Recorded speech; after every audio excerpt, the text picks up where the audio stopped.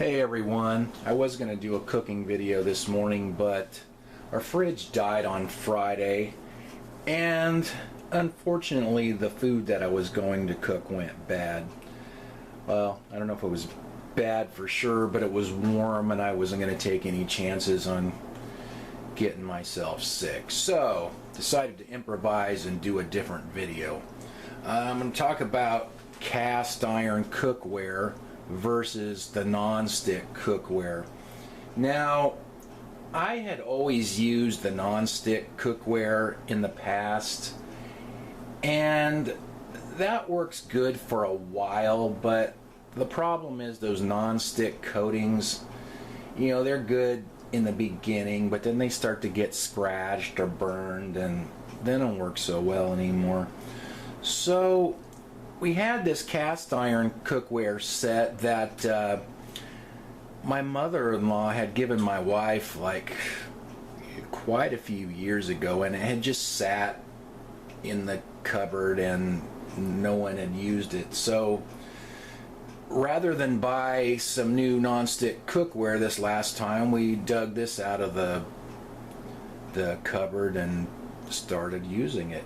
Now, this comes seasoned and non-seasoned. These are seasoned, they're black just from use, but when we first got them, they weren't seasoned, so they were more of a silver gray color, and they just turned black like that with use. I think one of the nice things about cast iron is not only can you use it in the stove, on the stove, but you can put it in the oven, you can put it on the grill. So it's pretty versatile in that way. I think really the downside to it is it's heavy. Like this is I think a 7.5 inch pan, and that one is a 10 inch, I believe. And I really wouldn't want one heavier than that for myself because I have thoracic outlet syndrome, so anything very heavy that I have to handle is hard for me without causing me pain in my arms. So for me, that's as big as I would want. Now, the nice thing about cast iron too is you can use metal utensils on them. This is a fish spatula, and this is the main spatula that I use for these because it's really, really thin. And it's easy to flip eggs, burgers. I mean, it's made for fish, but I use it for everything. And even on this one here, if I'm making gravy, I use it to smash the lumps out of the gravy.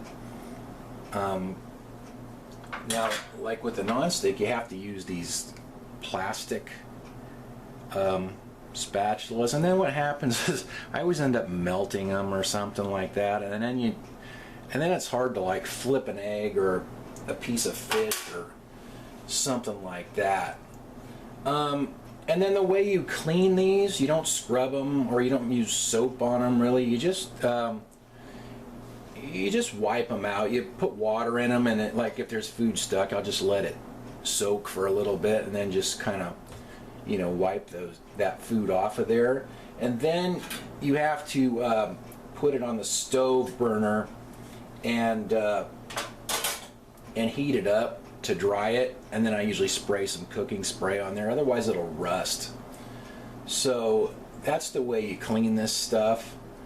I've been using this cast iron for maybe a couple years now, and the thing with this is you never really have to replace this. Once you have it, you have it, and it just gets better the longer you use it. It gets, the more this seasoning builds up in the pan, it gets more non-stick. So now that I'm used to this cast iron, I actually like it better than the non-stick stuff because you don't have to replace it all the time.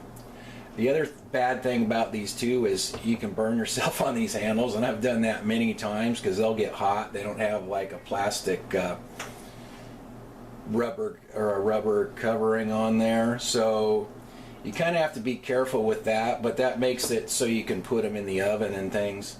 So like I said, they're pretty versatile in that way. Alright, thanks for watching, you guys. I'll talk to you next time.